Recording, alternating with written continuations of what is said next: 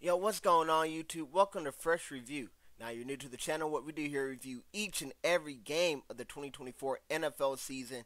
And this is the final week of the regular season. It is week 18. In the background, I have what I consider to be the game of the week. The Carolina Panthers take on the Atlanta Falcons in a must-win game for the Atlanta Falcons. I thought that game was phenomenal. But we do start the games that happen first. So we're starting with the Saturday night game, or Saturday evening game, which was the Cleveland Browns take on the Baltimore Ravens, and the Ravens dominate this game. Lamar Jackson, I didn't think the Ravens needed to play this game. They had the 3 seed locked up, but they decided to play their starters here. Lamar Jackson continued his MVP race. 217 passing yards, 2 passing TDs. Derrick Henry on the ground goes for 138 rushing yards, 2 rushing TDs. So great game here by Offensive Player of the Year candidate and the MVP candidate. Likely Lamar will win MVP, especially with Josh Allen not playing this week, except for the first snap of the game to continue his consecutive start streak. If I had a vote, I would give it to Lamar Jackson. This year definitely deserves it, definitely earns it. The only why I see Lamar not getting it is because of voter fatigue. Because truth be told, I've been vocal about this. I didn't think Lamar deserved it last year. I think that should have been a year a quarterback doesn't get it. They kind of gave it to McCaffrey, Tyreek Hill, perhaps, but definitely Christian McCaffrey was in the mix. That's who my vote I went for. But Lamar looks like he's going to get his third MVP and be a back-to-back MVP this time. Rashad Bateman led the way for them with 5 catches, 76 yards. On the flip side, the Cleveland Browns, disaster. Bailey Zappi got the start. He finished with 170 passing yards, 1 passing TD, 2 interceptions. Not a great game here by them. They didn't get much going on the ground. They brought in DTR at the end of the game. He didn't do any better either. They got to figure out what they got to do in the future. Jerry Jeudy led the way for them receiving wise with 6 catches, 63 yards. They got shellacked in a 35-10 game. Absolute beatdown. There were no stakes here.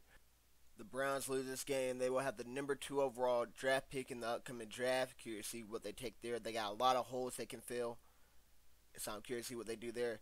And the Ravens had locked up the 3 seed, so see what they can do in the playoffs. Overall, I thought this game was awful, giving it an 18 out of 100. Now we're going on to our next game that did have stakes between the other AFC North divisional rivals. Cincinnati Bengals take on the Pittsburgh Steelers. In this game, the Bengals needed to win, and that's exactly what they did. The Steelers continued their losing streak. Joe Burrow kind of struggles against the Steelers defense. Only goes for 1 passing TD, also threw an interception, also fumbled as well. Not a great game here by Joe Burrow for his standard, but the Steelers do have an elite defense. But they got the job done here in 1917. They had no Chase Brown this game. He got hurt last week against the Broncos. Khalil Herbert got the start, 20 carries, 69 yards. So they made that trade for Khalil Herbert around the trade deadline. Herbert hasn't done much with Chase Brown being the starter. Didn't do much with the opportunity this game either. But receiving-wise, Jamar Chase, 10 catches, 96 yards, 1 receiving TD. He secures the Triple Crown. He would be my Offensive Player of the Year vote depending on how many players Saquon goes in the 2,000 club. He doesn't play this week. If Saquon gets a rushing record, he's my vote. Depending on how many players got the Triple Crown compared to 2K club, or how many Offensive Player of the Years haven't made the playoffs, because Chase hasn't made the playoffs. So, I mean, you got to give Saquon an edge for that. I don't know. I don't want to be biased as an Eagle fan. Who will y'all give it to? It got to be Saquon or Chase. It seems like the Offensive Player of the Year award is a non-quarterback award, and MVPs for the quarterbacks. I'm thinking Chase, but I might go Saquon. I'm not trying to be biased. I just want to know you guys think in the comment section down below. But Chase, another great game here for him. 10, 96 and a touchdown. We go look at the flip side. Russell Wilson. Only 148 passing yards, 1 passing TD. Now, there is no George Pickens this game, even though he got 1 catch for 0 yards. He might well not shown up. Pat Fireman, he did show up, though. 8 catches, 85 yards, and TD for him. That's the only connection they had going all game long. Najee Harris got the other TD. He had 12 carries for 36 yards. They didn't get much going on the ground. Didn't get much going through the air. Just a bad game here. They almost won. Came down to the final drive. The Steelers got in field goal range, but they weren't able to. Trey Henderson comes up big again for the Cincinnati Bengals. One of the only dudes that have been consistent all season long for them. So the Bengals do miss the playoffs because the Broncos beat the Chiefs. They needed the Broncos to lose that game, and they also needed the Dolphins to lose, which the Dolphins did. But the Chiefs, I think, took a strategic approach, not just to rest their starters and all that. The Bengals in the playoffs are a little tricky compared to the Broncos, where I think the Chiefs would just beat the Broncos. Even though the Broncos did play the Chiefs tough last time. And that game came down to a blocked field goal. The Chiefs and the playoffs are a different beast compared to the regular season. And for the Steelers, I just think they're out of there. This losing streak is just too much to overcome. I know as an Eagle fan, once your team gets to collapsing, it's a wrap, especially around this time of the year. Now, I thought this was a good game. I'm giving it a 72 out of 100. Now we're going on to our next game. The game of the week, the Carolina Panthers take on the Atlanta Falcons. The game you guys see in the background here, and what a game. You guys see our cover athlete, Bryce Young. 5 TDs for Bryce Young. He goes for 251 passing yards, 3 passing TDs. Gets a QBR at 94.4. And he also gets you 2 rushing TDs. 5 carries, 24 yards there. Miles Sanders gets the game-winning TD in overtime. 17 carries, 66 yards there for him. And Jalen Coker leads the way receiving-wise. 7 catches, 62 yards. Miles Sanders also gets him a receiving TD as well. So good game here by Miles Sanders. He filled in for Chuba Hubbard, who they just deactivated for the rest of the year just because that's their starting running back for the future. No need to play him in a meaningless game and get him hurt potentially. Carolina win this game 44-38, and I was somebody that was like, Carolina future is going to be looking bleak. Bryce Young, I'm very impressed with. I think their future is looking bright. Now we go look at the Atlanta Falcons, another team with a bright future. And although they needed to win this game in Tampa Bay to lose to make the playoffs, neither of those things happened. But the Falcons, you got to be impressed with what you saw here by Michael Penix. He was barely above 50% completion percentage, 21-38, but 2 passing TDs, 1 interception. That interception wasn't his fault. Wide receiver guy made that catch. He did throw some passes that probably should have got picked off, some dangerous passes, but he also made plenty of big-time throws, especially the one to Drake London that tied the game up right before regulation. Drake London, 10 catches, 187 yards, 2 TDs. I thought Drake London were really good in the beginning of the year with Kirk Cousins. Now with Michael Penix, I'm like, we might just be seeing the beginning of this Drake London stuff. He could be a perennial Pro Bowler in the future. And B. John Robinson on the ground, 28 carries, 170 yards, 2 TDs as well. And Michael Penix also got himself a rushing TD. So, big game here by a lot of young players. Can't wait to see these two teams clash again next year. I thought this game was spectacular. I'm giving it a 96 out of 100. And then we go on to our next game, which is the Washington Commanders take on the Dallas Cowboys.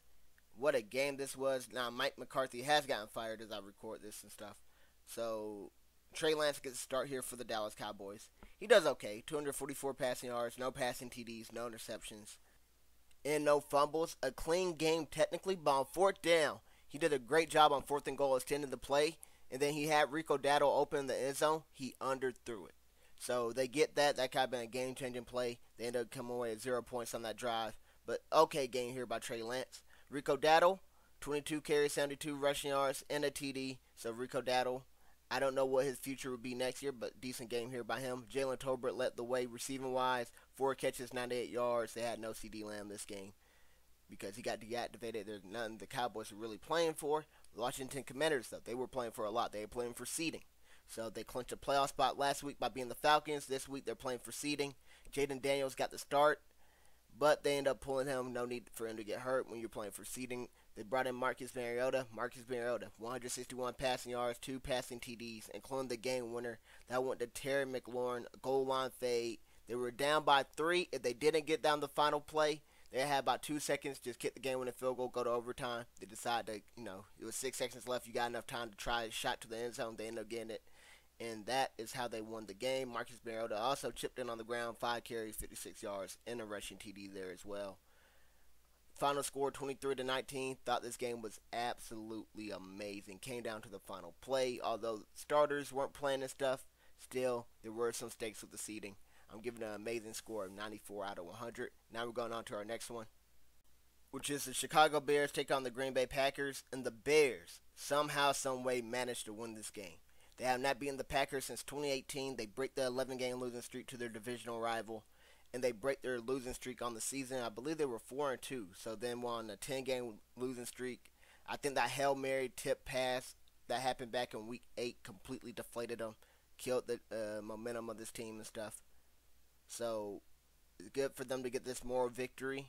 It does ruin their draft position a little bit, but good to get a little more morale boost and to beat your divisional rival you haven't beat since 2018.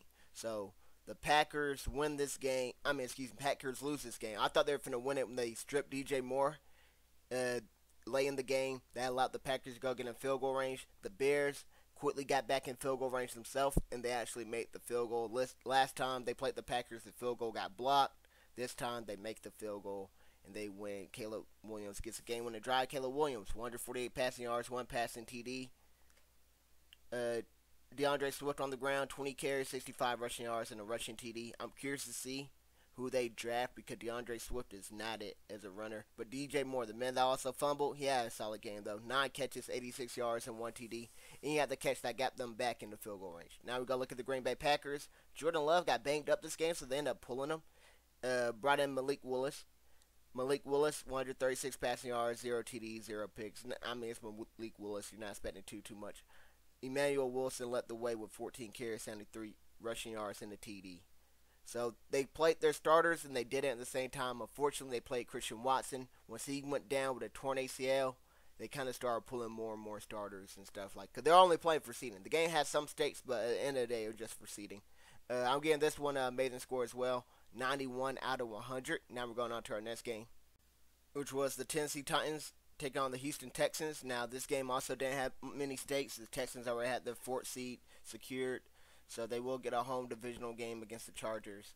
Now, for the Tennessee Titans, they kind of want to lose this game. That's exactly what they did.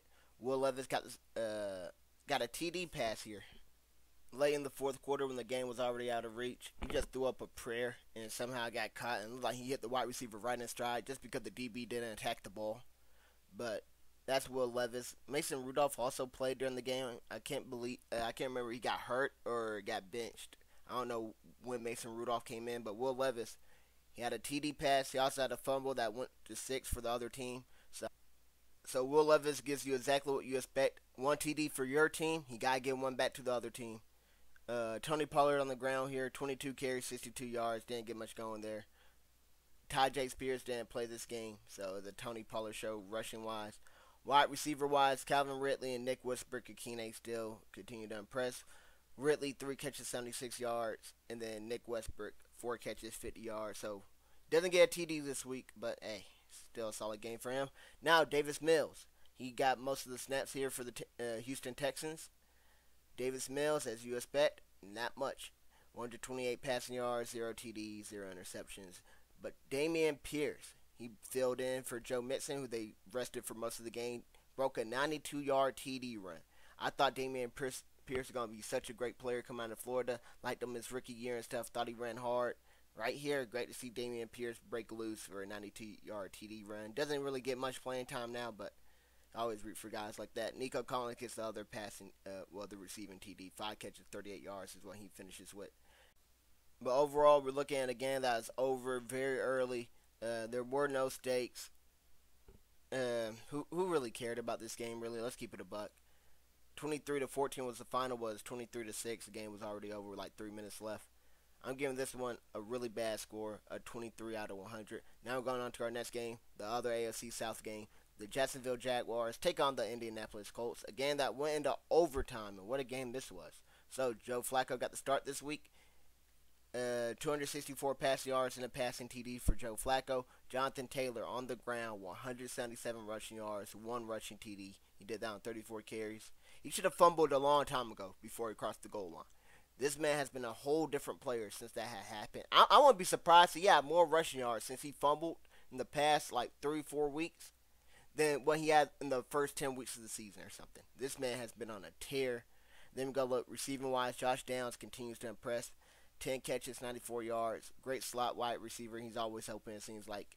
And then Alec Pierce gets a 40-yard TD bomb. Perfect throw by Joe Flacco. He finished with 2 catches, 57 yards. So, Colts win this game 26-23 in overtime. They got the score in overtime, then they end up getting the stop as well.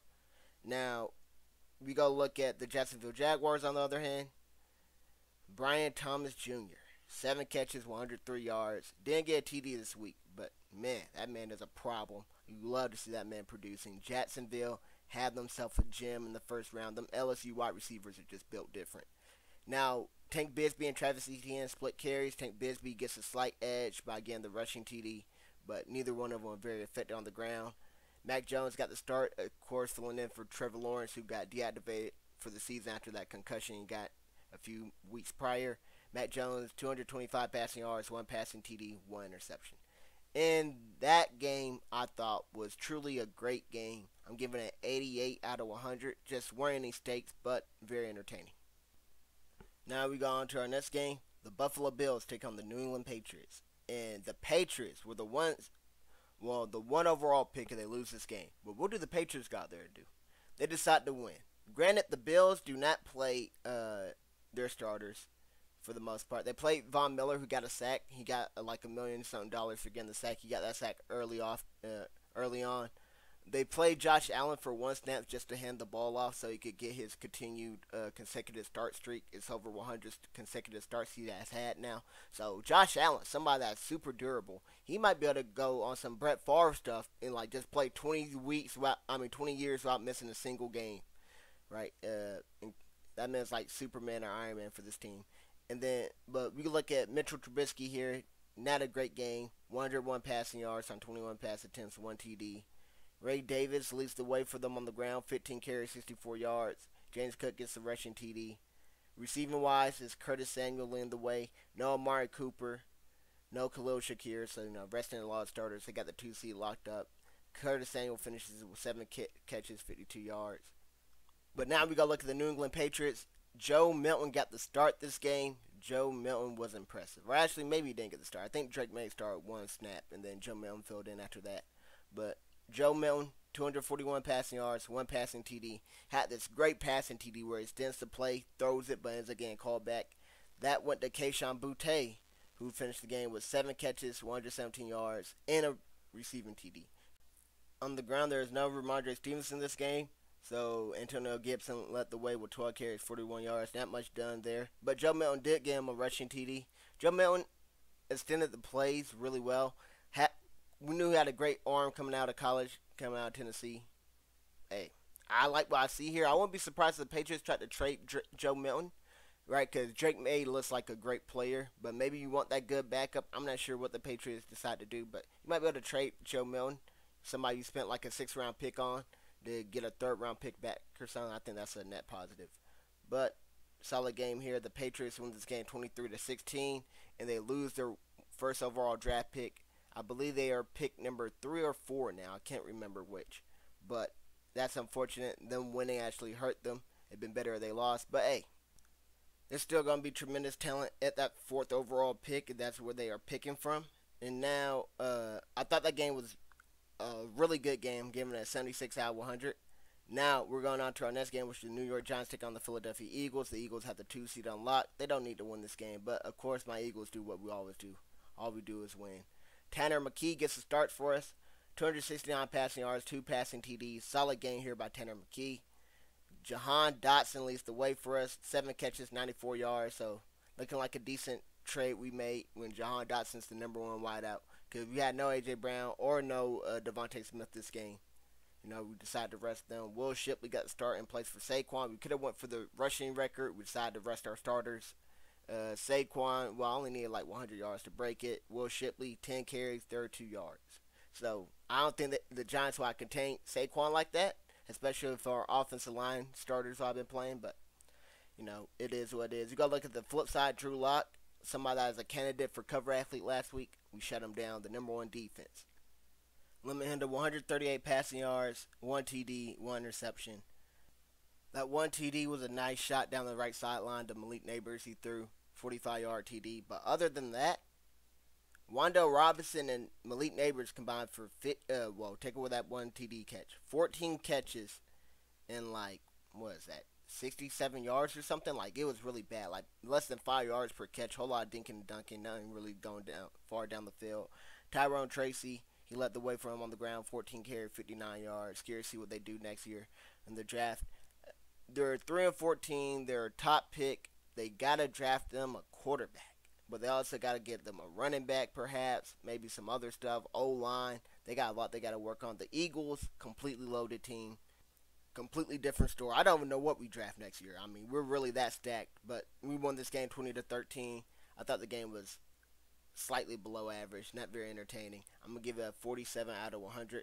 Now we're going on to our next game. The New Orleans Saints take on the Tampa Bay Buccaneers. Buccaneers are playing. If they win this game, they clinch their division.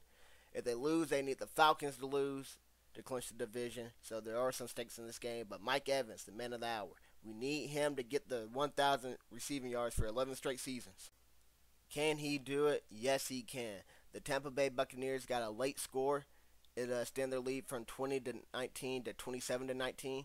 Now they got to get a stop on the Saints. They get a stop on the Saints. So with about 30 seconds left, the game's over. Saints only got one timeout. You could go out there and nail out the clock. What do the Tampa Bay Buccaneers do? They call a timeout themselves and say, wait a minute. Mike, you only 5 yards away. Let's go ahead and bring you out there. Instead of taking a knee, we're going to go quick pass to you. They hit Mike Evans on the quick pass. He catches it, turns upfield, gets the necessary yardage, and he goes over 1,000 yards. Time expires. The whole crowd's going crazy. I mean, I thought they were going to hang this man's jersey up right then and there. Pull a Kobe Bryant, give this man the microphone after the game. He goes to center stage, start talking to the fans and stuff. Mamba out. Like, it was crazy what's happening. But Mike Evans had a solid game here. 9 catches, 89 yards for him. Jalen McMillan gets another TD, 5 catches, 74 yards. So the rookie has continued to improve, filling in for Chris Godwin. Bucky Irving, the other rookie, 19 carries, 89 yards, 1 rushing TD. Love this dynamic duo of rookies the Tampa Bay Buccaneers drafted, being led by Baker Mayfield, who finished with 221 passing yards, 2 TDs, only in 1 interception. But Baker, 68 rushing yards on the ground. You love to see it. When they needed him most, he took over. He led this team back. They were down for most of this game, or at least a large portion of it. They came back, won this game, 27 to 19, like I said. Spencer Rattler on the flip side, 240 passing yards, 1 passing TD for him. Okay game. Of course, he's missing throws and stuff. Not a elite player by any means, but okay game. He really doesn't have much help. Juwan Johnson leads the way for them receiving wise, though. 6 catches, 80 yards. They get nothing going on the ground with Clyde Edwards-Helaire or Jamal Williams filling in. Both were extremely inefficient, and I thought this game truly was a great game. I'm giving it an 85 out of 100. Now we're going on to our next one, which is the Kansas City Chiefs taking on the Denver Broncos. The Broncos won this game 38-0. The Chiefs rested their starters. Carson Wentz got the start. Carson Wentz did absolutely nothing. You hate to see it as an Eagle fan. 98 passing yards. Nothing going on there. They had Carson Steele at running back. 8 carries, 25 yards. At least Carson Steele didn't fumble this time. But, no. I'm not going to lie to you. There's just nothing going on here. I don't know who their wide receivers were for the Kansas City. It's just a bad game. They got absolutely obliterated. Bo Nix on the flip side, though. 321 passing yards, 4 passing TDs. Also gives you 47 rushing yards, so at least the team in rushing as well. Bo Nix, great season. Would have been a considerable Rookie of the Year candidate if Jaden Daniels wasn't doing what he was doing. But, no, not many people expected the Broncos to be here in this scenario. In this situation, making the playoffs. Here they are, 10 wins, making the playoffs. Couldn't do it with Russell Wilson. They get Bo Nix, and they do it immediately. So, shout out to the Broncos. Great draft pick of Bo Nix. Hopefully, he could do something in the playoffs, but if he doesn't, they got a bright future. I don't think they beat the Bills, but after how Bo Nix played, it would not surprise me. You have to see what that game does. But Cortland Sutton leads the way, 5 catches, 98 yards, and a TD. Marvin Mims also chips in with 5 catches, 51 yards, and 2 TDs for him. And then Javon Bailey gets the other TD. So, solid game here by all these wide receivers. Solid game, of course, by Bo Nix. Even with a potential cover athlete, but didn't get it due to Bryce Young having 1 more TD. I thought this game was truly awful, though. I'm giving it 18 out of 100. Now we're going on to our next one, which is the Los Angeles Chargers taking on the Las Vegas Raiders. Justin Herbert, 346 passing yards. And you count his rushing yards, he almost go for 400 total yards. He had 42 rushing yards. He also gives you 2 passing TDs. Great game here by Herbert. Oh my goodness, what a game this was. Quentin Johnston, though, 13 catches, 186 yards. What a coming out party here by Quentin Johnston. This man might be the truth. I thought he was a bust. Coming out of college, didn't really like him. Had like a round 2 to 3 grade on him. My personal thing, I'm like, first round, can't do it. Can't get with it. I was proven right last year, but I didn't want to count him out this year and stuff. Like, maybe he improves. Hey, what a big game here. I know he had a drop that kind of cost him the game, but 186 yards, forget about that drop. Show out, young man. Great game here by Quentin Johnston. On the ground, J.K. Dobbins, 18 carries, 63 yards. Good to see J.K. Dobbins back. Now we go look at the flip side. The Las Vegas Raiders, Aiden O'Connell gets the start. 214 passing yards, 2 passing TDs, 1 interception. Alexander Madison comes back. He doesn't do anything. But Jacoby Myers, the number 1 wideout over there, 9 catches, 123 yards, and a TD. And then Brock Bowers also gets another TD. So Brock Bowers extends his historic season records. And Jacoby Myers, he might be a number 1 wideout. I don't think he's a great number 1 wideout, but I love him as a number 2. If they can draft him another wideout to go with I think they drafted him a quarterback, Cam Ward or Shador Sanders. I am all for it. I like this Raiders squad. I do think they can get a running back as well in like round 2 or round 3, whatever. I think this is a deep running back class, but I think this Raiders squad could be super fun to watch next year. They lost this game 34-20, but I thought it was above average. I'm giving it a 64 out of 100. Some big time plays here. Chargers already had a playoff spot locked up, so they're playing for seeding. Raiders losing kind of helps them. They didn't really want to win. You get a better draft pick. So there's that. We'll see if they fire Antonio Pierce or not, give him another chance. But now we go on to the Seattle Seahawks, which is our next game. Seattle Seahawks here, they win against the Rams 30-25. Now the Seahawks missed the playoffs. They go 10-7 and miss the playoffs. It was a tough year in the NFC with all these wild card teams. The NFC North in particular, to have the records they had was insane, especially since all their L's primarily came against playing each other. But the Seahawks needed a little bit of help last week to make this a high-stake game. They couldn't get it. The Seahawks, Geno Smith, 4 passing TDs, 223 passing yards. Zach Charbonnet gets to start this game. Kenneth Walker doesn't play. Charbonnet, 14 carries, 59 yards. Receiving-wise, Noah Fant leads the way with 5 catches, 63 yards, and a TD. That TD was the game-winning TD. The Rams had a chance at the end of the game. They lost 25-30. They needed to go get a TD. Of course, they weren't able to get it. Just fell short.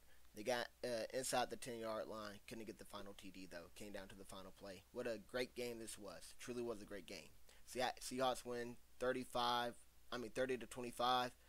The Rams had Jimmy G start since they already clinched the playoff spot. They didn't play any of their starters. Jimmy G, 334 passing yards, 2 passing TD, 1 interception. Ronnie Rivers filled in for Kyron Williams, who, of course, didn't play. Ronnie Rivers, 12 carries, 48 yards. And then receiving-wise, Jordan Whittington leads the way with 3 catches, 86 yards. There is no Puka or Cooper Kupp this game. I thought this truly was a great game as well, given that 86 out of 100. There weren't any stakes, but still, very entertaining game. Now we go on to our next one, which was the New York Jets take on the Miami Dolphins. And what a game this was. So, I'm not sure this man, Tyreek Hill, decided to do an Antonio Brown or what, but it seems like Tyreek Hill is done in Miami. The Dolphins they need to win this game and then need the Broncos to lose to make the playoffs. Neither of those things happen. The Dolphins lose this game 20-32. You look at the Dolphins, Tyler Huntley gets to start here. 227 passing yards, 1 passing TD, 2 interceptions. Devon Achane on the ground, 11 carries, 121 rushing yards, 1 TD. And then receiving-wise, Jonnu Smith leads the way again for this team. 9 catches, 56 receiving yards, and 1 TD. Now, Tyreek Hill finishes the game with 2 catches for 20 yards, but there is some point in the second half where it's like, Tyreek Hill said, yeah, I'm not playing. Right? So, I'm not sure what exactly happened there. Maybe he was hurt. We had to wait and see, but that's an interesting development there. Tyreek Hill probably will not be on this team. It's the first time he hasn't been in the playoffs. So Tyreek Hill, he's going to watch the Chiefs probably make it to the Super Bowl again without him. Or, at least he's the Chiefs. They are the 1 seed. They made the playoffs without him. Tyreek Hill, you can't be mad at anybody but yourself. Shot State and KC took a little bit of a pay cut, but you wanted to be Mr. Hollywood. You get what you deserve. Tyler Huntley, though, I didn't say this yet, but 4 fumbles this game is unacceptable. Jonnu Smith also got receiving TD and fumbled, but a lot of fumbles here. Jets defense, good game here by them. They're forcing a whole lot of fumbles. Now we got to look at the New York Jets offense. Aaron Rodgers, 4 passing TDs. He threw an interception, but who cares? 274 passing yards. The crowd was chanting this man's name as he walked out to the locker room. It could be his final game in a Jets uniform. Could be his final game ever. He threw for his 500th passing TD. And that's a great moment for any player. He's going to be a first ballot Hall of Famer whenever he does decide to hang it up. Now we look at rushing-wise. Bryce Hall leads the way on the ground. 12 carries, 57 yards. Solid game here by Bryce Hall. But Devontae Adams, his old running mate, Aaron Rodgers, that is, 6 catches, 88 yards, and 1 TD. He leads the way there for them. The Jets win this game 32-20. I'm giving it a 78 out of 100. Now we're going on to our next game, which is the San Francisco 49ers take on the Arizona Cardinals. And Kyler Murray, 4 passing TDs, 242 passing yards. He had some really great games this season. This might have been his best one. And, of course, it comes at a time where I don't have them in fantasy because we don't do Week 18 fantasy playoffs or anything. But that's a different story. Great game here by him. And those TDs, one goes to Trey McBride, who finished with 7 catches, 65 yards and TD. The other one goes to Marvin Harrison Jr., who finishes with 5 catches, 63 yards and TD. And Greg Dortch gets 2 of those TDs. Now we look at the rushing game. Trey Benson wasn't here, and they deactivated James Conner. James Conner is also kind of banged up as well, so they ended up going to their 3rd string and 4th string running backs. Michael Carter got most of the workload here, 17 carries, 43 yards and TD. Wasn't very efficient. Tony Jones came in, and he broke a 46-yard TD run that effectively sealed the game. Niners were down by 16 points with a few minutes left, and you get a stop, touchdown, 2-point conversion onside kick. There's a chance, but Tony Jones ended all of that with a 46-yard TD run right at the middle, made some people miss, and then used the speed to get to the house. Now we go look at the flip side. Joshua Dobbs got the start here. The Pastronaut. He finished his game with 326 passing yards, 2 passing TDs, 2 interceptions. He also got a rushing TD as well. So, okay game here by him. You hate to see the turnovers, but that is what it is. Ricky Pearsall continues to impress, though. 6 catches, 69 yards, and a receiving TD. So, good game there by Ricky Pearsall. And then Kyle Juszczyk gets the other TD, the fullback. You normally don't call fullbacks names because not many teams even utilize him anymore, but he's one of the best fullbacks in the league, if not the best one. He got a 36-yard passing TD. He is left wide open on one of these plays down the left sideline. And overall, thought this game was above average, well above average. Very entertaining, high scoring. I take that. I'm giving it a 69 out of 100. Patrick Taylor led the way for them on the ground, 17 carries, 109 rushing yards. So he didn't do much that one week when there was no Grindo, Mason, or McCaffrey. But this week, hey, had a solid week. Now we've gone to the Sunday night game, which I thought was going to be a classic. The Minnesota Vikings take on the Detroit Lions. And Jahmyr Gibbs could have got the cover athlete, but we already gave one to Jared Goff. But Jahmyr Gibbs is definitely deserving. He goes for 23 carries, 139 rushing yards, and 3 rushing TDs. He also gets you 5 catches, 31 receiving yards, and a receiving TD. So 4 total TDs for him.